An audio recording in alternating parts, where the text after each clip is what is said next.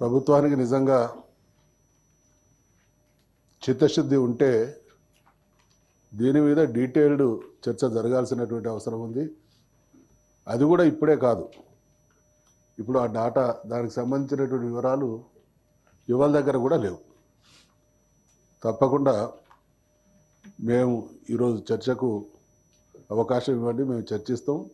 సమగ్రమైనటువంటి చర్చ జరగాలి అనంటే వాళ్ళు సమాచారం ఇచ్చిన తర్వాత మరొకసారి చర్చిస్తే అనుకున్న స్థాయి. ఇక్కడ విషయం ఏంటంటే అధ్యక్ష, కాంగ్రెస్ పార్టీ మేనిఫెస్టోలో బీసీల విషయంలో అనేక హామీలు ఇచ్చింది. అందులో చాలా విలువైనటువంటి హామీ ఈ కులగణన, 42% రిజర్వేషన్లు అనేది రాష్ట్రంలో ఉండేటువంటి బీసీ సమాజానికి ఒక ఆశ. ఇన్ని సంవత్సరాలు మా విషయంలో అన్యాయం అవమానం కొనసాగినాయి, ఇక ఈ దుస్థితి శాశ్వతంగా రూపుమాపబడుతుంది అనేటువంటి ఆలోచనతో ఆశపడి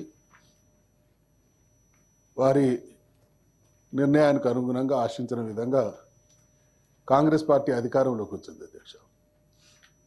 వచ్చిన తర్వాత కొంత కాలయాపన జరగవచ్చు, చివరికి కోర్టులు కూడా ఇంటర్ఫియర్ అయ్యి డైరెక్షన్లు ఇచ్చిన తర్వాత గణన చేసిండు. ముందు డెడికేటెడ్ కమిషన్ విషయంలో కూడా కొంత కన్ఫ్యూజన్ ఉండే.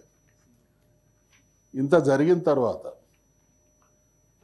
ఈ 3-4 రోజులుగా తెలంగాణలో ఉన్నటువంటి ప్రతి బీసీ బిడ్డ కూడా ఈ కుల గణన మీద అనేక విధాలైనటువంటి ఆశలు నమ్మకాలు పెట్టుకున్నారు అధ్యక్ష. కానీ కొండందవ్వి ఎలుకను పట్టినట్టు. ఇది ఏం సర్వే అధ్యక్ష? 2014లో తెలంగాణ రాష్ట్రం ఏర్పడ్డ తొలినాళ్లలో అప్పటికి సెటిల్డ్ స్టేట్ కాదు అధ్యక్ష. సమగ్ర కులగణన అని ఆనాటి ముఖ్యమంత్రి వారు కేసీఆర్ గారు ఒక కుటుంబ సర్వే నిర్వహిస్తే ఒక పండుగ వాతావరణం అధ్యక్ష. బహుశా నాకు తెలిసి తెలంగాణకు సంబంధించి వేరే దేశాలలో ఉన్నటువంటి వాళ్ళు కూడా వచ్చి ఆ రోజు ఆ గణనలో కుటుంబ సర్వేలో పాల్గొనకపోతే నేను ఉన్నట్టు కాదేమో అనేటువంటి భావనతో కూడా లక్షలాది మంది వచ్చి పార్టిసిపేట్ చేసిండు. క్లారిటీ వచ్చింది అధ్యక్ష.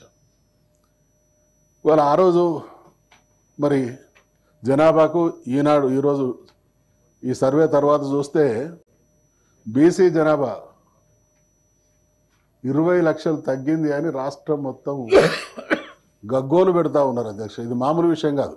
ఈరోజు బీసీ ఇంటలెక్చువల్ ఫోరం వాళ్ళు ఇచ్చినటువంటి విషయం ఏంటంటే అధ్యక్ష, ఇది ప్రభుత్వానికి ప్రతిపక్షానికి సంబంధించినటువంటి సమస్య మాత్రమే కాదు, సభ్య సమాజానికి సంబంధించినటువంటి విషయం. ఇక్కడ అందరినీ తప్పుపడతాం, మేము తప్పులు చేసి కూడా ఆ తప్పును ఎవరైనా చూపించేటువంటి ప్రయత్నం చేస్తే దాన్ని సహించమనేటువంటి వైఖరి కరెక్ట్ కాదు అధ్యక్ష. ప్లీజ్, ఇదే డిస్కషన్ కాదు, ఇది మీరు ఓన్లీ క్లారిఫికేషనే అడగవచ్చు. సభ దృష్టికి తీసుకొస్తున్నాం. రేపు కాబట్టి ఎల్లుండి కూడా వాస్తవాలు బయటకు వస్తాయి. సమగ్ర కుటుంబ సర్వే నాటికి ఈనాటికి వచ్చినటువంటి సమాచారంలో అప్పటికి ఇప్పటికీ బీసీల సంఖ్య తగ్గింది అనేది సమాజం మొత్తం భావిస్తూ గందరగోళంలో. అది కూడా సమగ్ర కుటుంబ సర్వే కూడా అఫీషియల్ అనౌన్స్మెంట్ కాలేదనుకుంటా. ఇంతకుముందు శాసనసభ సభాపతి గారు కూడా చేశారు. మేము ఇచ్చినటువంటి సమాచారం ఇప్పుడు సైంటిఫిక్గా మొట్టమొదటిసారి దేశ చరిత్రలో సర్వే చేసి ఇచ్చినటువంటి స్టాటిస్టిక్స్. వారేం చెప్తా ఉన్నారంటే గతంలో 2014 నాడు సమగ్ర కుటుంబ సర్వే జరిగింది, అదో పెద్ద పండగలా జరిగింది. ఆ పండగలా జరిగిన లెక్కల ప్రకారం ఎట్లా ఉంది, మీ లెక్క ఎట్లా ఉందని అంటున్నారు. నేను అంటున్నా ఉన్నాను, నాకు తెలిసినంతవరకు ఈ రాష్ట్రంలో ఇంతవరకు ఏది అఫీషియల్ సర్వే లేదు అధ్యక్ష. ఒకవేళ మీరు చేశానని చెప్పుకునేటువంటి సర్వే అధికారికంగా మీరు చేసి ఉండుంటే దాన్ని సభలోనే పెట్టేవాళ్ళు, లేదా దాన్ని పబ్లిక్గా అనౌన్స్ చేసేవాళ్ళు. మీరు సభలో పెట్టలేదు, పబ్లిక్గా అనౌన్స్ కూడా చేయలేదు. అసలు పబ్లిక్గా అనౌన్స్ చేయనటువంటి డాక్యుమెంట్ అఫీషియల్ డాక్యుమెంట్ ఎట్లా అవుతుంది అధ్యక్షది? ఈనాటి వరకు ఈ రాష్ట్రంలో ఏదైనా అఫీషియల్ డాక్యుమెంట్ సిస్టమేటిక్గా సైంటిఫిక్గా ఏదైనా జరిగిందంటే కేవలం ఈ సర్వే ఒకటే. ఈ సర్వే ఎంత సిస్టమేటిక్గా చేసామనంటే జీవో ఇష్యూ చేసిన దగ్గర నుంచి, అంటే సభలో అసలు క్యాబినెట్ రిజల్యూషన్ తీసుకున్న దగ్గర నుంచి, జీవో ఇష్యూ చేసిన దగ్గర నుంచి, అసెంబ్లీలో పెట్టిన దగ్గర నుంచి పూర్తిగా అయ్యే సమయం కల్లా ప్రతిదీ క్రోనలాజికల్గా చేసుకుంటూ వచ్చాం. ఉదాహరణకు అధ్యక్ష, క్యాబినెట్ రిజల్యూషన్ 4/2/2024 నాడు చేశాం. అసెంబ్లీ రిజల్యూషన్ 16/2/2024 నాడు చేశాం. జీవో 10/10/2024 నాడు చేశాం. గవర్నమెంట్ మేము 19/10/2024 నాడు ఇష్యూ చేసింది. చేసిన తర్వాత ఈ సర్వే చేయటానికి ఎట్టి పరిస్థితుల్లో మామూలుగా ఇంతవరకు ఎవరు సైంటిఫిక్గా చేయలేదు కాబట్టి అట్లా గాలికి చేస్తే బాగోదని ఒక పైలట్ స్టడీ చేశాం. ఆ పైలట్ స్టడీ 4 జిల్లాల్లో 4 మండలాల్లో 4 గ్రామాల్లో చేశాం అధ్యక్ష. దానికి సంబంధించినటువంటి ఇన్ఫర్మేషన్ కూడా కావాలంటే నేను ఇస్తాను వారికి. అట్లాగే ఆ తర్వాత ఇవి చేయటం కోసం ఎన్యూమరేటర్స్ని అపాయింట్ చేశాం. ఆ ఎన్యూమరేటర్స్ని అపాయింట్ చేసిన తర్వాత వాళ్ళకి మళ్ళీ ట్రైనింగ్ ఇవ్వటం కోసం ట్రైనర్స్ టు ట్రైనర్స్ అని 28/10/2024 నాడు సూపర్వైజర్స్కి ఎన్యూమరేటర్స్కి ట్రైనింగ్ ఇచ్చాము అధ్యక్ష. ట్రైనింగ్ అయిన తర్వాత డాటా ఎంట్రీ ఆపరేటర్స్ కోసం ఒక ట్రైనింగ్ ఇచ్చాం. అది 16/11/2024 నాడు. ఇవన్నీ చేసిన తర్వాత మెషినరీ అంతా గేరప్ చేసి ఆ తర్వాత హౌస్ లిస్టింగ్ చేసాము అధ్యక్ష. హౌస్ లిస్టింగ్ కూడా ఎట్లా చేసాం? రాష్ట్రంలో 150 ఇళ్ళకు కలిపి ఒక బ్లాక్గా చేసాము అధ్యక్ష. ఆ బ్లాక్ కూడా ఎట్లా చేసాము? ఒట్టిగా మేమేదో కాగితం మీద కూడా చేయలేదు అధ్యక్ష.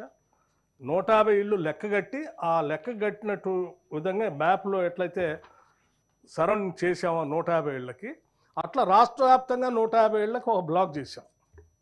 ప్రతి బ్లాక్కి ఒక ఎన్యూమరేటర్ని పెట్టాం. 6/11/2024 నాడు హౌస్ లిస్టింగ్ మొదలు పెడితే 3 రోజులు రాష్ట్ర వ్యాప్తంగా 150 ఇళ్లకు సంబంధించి హౌస్ లిస్టింగ్ చేసాం. బ్లాక్ చేసుకుంటాం. 3 రోజులు పూర్తయిన తర్వాత ఈ సర్వే 9/11/2024 నాడు మొదలుపెట్టాం అధ్యక్ష.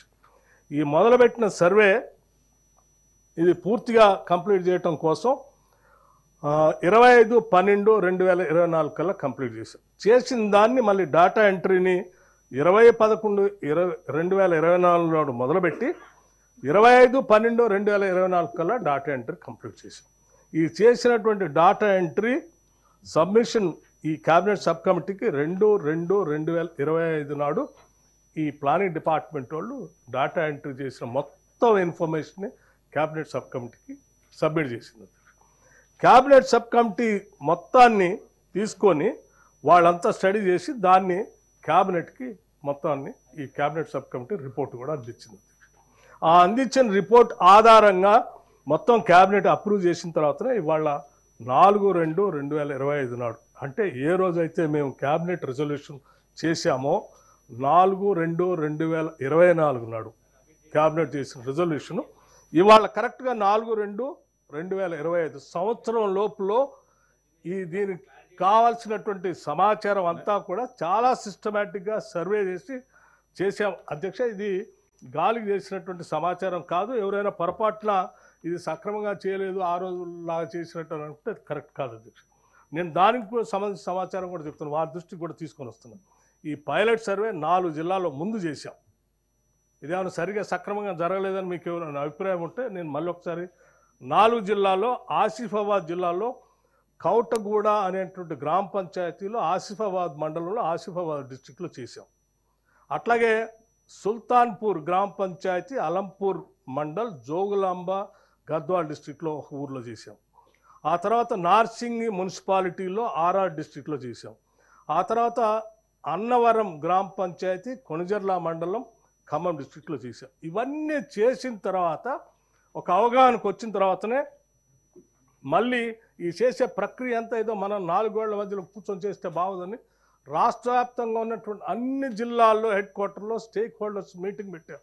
మేము ఇట్లా చేయాలనుకుంటున్నాం, మీకు ఎవరికైనా అభిప్రాయాలు ఉంటే మీ ప్రశ్నలు కానీ లేకపోతే దాన్ని ఏ రకంగా చేస్తే బాగుంటుందో మీ సలహాలు సూచనలు చెప్పండి అని కూడా చేశాం. అంతేకాదు, అంతా అయిన తర్వాత state level stakeholders meeting కూడా consultation meeting on 5th November 2024 నాడు హైదరాబాద్లో నిర్వహించాం. దీనికి కావాల్సినటువంటి సోషల్ యాక్టివిస్టులు అందరినీ పిలిచి దీనికి సంబంధించినటువంటి దీని మీద అవగాహన ఉన్నటువంటి వాళ్ళని కూడా పిలిచి వాళ్ళందరి అభిప్రాయాలు కూడా తీసుకొని సమగ్రంగా ఒక క్వశ్చనర్ తయారు చేసి బుక్స్ ప్రింట్ చేసి ఎన్యూమరేటర్స్కి ఇచ్చి 150 ఇళ్ళు బ్లాక్ నీకు ఇచ్చాం, ఈ 150 ఇళ్లలో రోజుకి 8 నుంచి 10 ఇళ్ళు మీరు కంప్లీట్ చేసుకొని తీసుకొని రండి అని స్పష్టంగా చెప్పాం. పోనీ ఏమైనా ఎన్యూమరేటర్స్ ఒకళ్ళిద్దరిని పెట్టలే, ప్రతి బ్లాక్కి ఒక ఎన్యూమరేటర్ని పెట్టాం. దాదాపు ఎన్యూమరేటర్స్ మొత్తాన్ని తీసుకొని ఆ ఎన్యూమరేటర్ సంఖ్య తీసుకుంటే అధ్యక్ష 94,863 మంది ఎన్యూమరేటర్స్ని అపాయింట్ చేశాం. ఈ 94,863 మంది ఎన్యూమరేటర్స్కి 9,628 మంది సూపర్వైజర్స్ని కూడా అపాయింట్ చేశాం, వాళ్ళని మళ్ళీ మానిటర్ చేయడానికి. అట్లాగే ప్రతి డిస్ట్రిక్ట్కి ఒక నోడల్ ఆఫీసర్ని పెట్టాం, అడిషనల్ కలెక్టర్ లెవెల్లో ఉన్నటువంటి అధికారిని, వీళ్ళని మానిటర్ చేయడం. హైదరాబాద్లో అయితే జిహెచ్ఎంసీ కమిషన్ పెట్టాం, మళ్ళీ ఓవరాల్ జిల్లాల్లో అడిషనల్ కలెక్టర్తో పాటు కలెక్టర్ని కూడా బాధ్యులుగా పెట్టి ఇది పూర్తిగా అధికారికంగా ఇంతమంది అధికారులను పెట్టి చాలా స్పష్టంగా ఇంత 1,03,889 మందితో ఈ ఎన్యూమరేటర్స్ మిగతా సూపర్వైజర్స్ అందరు కలిసి 150 బ్లాక్ ఈచ్గా ఉన్నదాన్ని సంపూర్ణంగా సర్వే చేసి డేటా ఎంట్రీ చేసి తీసుకొచ్చినటువంటి సర్వే రిపోర్ట్ అధ్యక్ష. ఇదేదో గాలికి ఒకరోజు చేసింది కాదు. సరే, ఇంత బాగా సర్వే చేస్తే కూడా కొద్దిమంది పార్టిసిపేట్ చేయలేదు. సరే, ఆ కొద్దిమంది పార్టిసిపేట్ చేయనటువంటి వాళ్ళ లెక్క కూడా నేను సభకి ఇవ్వదలుచుకున్నాను అధ్యక్ష. మొత్తం మేము చేసినటువంటి దాంట్లో పార్టిసిపేట్ చేయనటువంటి హౌస్ హోల్డ్స్ కూడా కొన్ని ఉన్నాయి అధ్యక్ష. 3.56 లక్షల ఇళ్ళు, మొత్తం ఇళ్లలో 3.56 లక్షల ఇళ్ళు పార్టిసిపేట్ చేయలేదు అధ్యక్ష. అలా పార్టిసిపేట్ చేయనటువంటి వాళ్ళల్లో కేసీఆర్ గారి కుటుంబం కానీ, వారు కానీ, కేటీఆర్ గారు కానీ, హరీష్ రావు గారు లాంటి వాళ్ళు కానీ, పల్లా రాజేశ్వరరెడ్డి గారు లాంటి వాళ్ళు కొద్దిమంది పాల్గొనలేదు అధ్యక్ష. అలా పాల్గొన్నటువంటి వాళ్ళ ఇళ్ళు 3.56 లక్షల ఇళ్ళు ఉన్నాయి. దానికి యావరేజ్ కూడా 4 ఉంటే దాంట్లో కూడా లెక్కేసి 16 లక్షల మంది మిస్ అయ్యారు. అంతకుమించి ఏం లేదు, పర్ఫెక్ట్గా మేము లెక్క సమగ్రంగా చేసాం. ఆ లెక్క కూడాతో సహా మీకు ఇచ్చాము అధ్యక్ష. ఇది ఎవరైనా ఇది సమగ్రంగా చేయలేదు, ఒట్టినే చేశారంటే కరెక్ట్ కాదు. దీని వల్ల మీరు పోల్చాలి, గతంలో ఇంత సంఖ్య ఉందంటే ఎస్, ఇంతవరకు మీరేమైనా సైంటిఫిక్గా చేసి అఫీషియల్గా అనౌన్స్ చేసినటువంటి సైంటిఫిక్ సర్వే ఏదైనా ఉంటే రిలేటివిటీ థియరీ వస్తుంది, అక్కడ కంపారిజన్ వస్తుంది. నాకు తెలిసి మీరు చెప్పిన సమగ్ర కుటుంబ సర్వే సంబంధించి ఇంతవరకు అఫీషియల్గా మీరు అనౌన్స్ చేయలేదు, ఎక్కడా లేదా లెక్క. అది మీరు ఏం చేసుకున్నారో ఏం చేశారో కూడా తెలియదు. ఇప్పటివరకు మనకు అందుబాటులో ఉన్నటువంటి సైంటిఫిక్ సర్వే ప్రకారం జరిగినటువంటి జనాభా లెక్కల అంశం ఏది ఉందంటే 2011 సంబంధించిన సెన్సస్ సంబంధించిన జనాభా లెక్క తప్ప మిగతాది ఏది ఇంతవరకు ఈ రాష్ట్రంలో అధికారికంగా స్వాతంత్రం వచ్చిన తర్వాత చేసింది ఏదీ లేదు. ఎవరైనా మీరు ఇంటలెక్చువల్స్ ఇచ్చారు అని అంటే ఇంటలెక్చువల్స్ ఇచ్చింది సైంటిఫిక్ సర్వే చేసి ఇచ్చింది కాదు, అది వాళ్ళు ఊహాగానంతో ఒక అంచనా వేసి రాసి ఇచ్చుండొచ్చు. కానీ ఇది ఇంటింటికి వెళ్ళి చేసి తీసుకొచ్చిన సర్వే. ఈ రకంగా ఏదైనా చేసింది ఉంది, అనౌన్స్ చేసింది ఉందంటే మీరు కంపేర్ చేయండి. Thank you.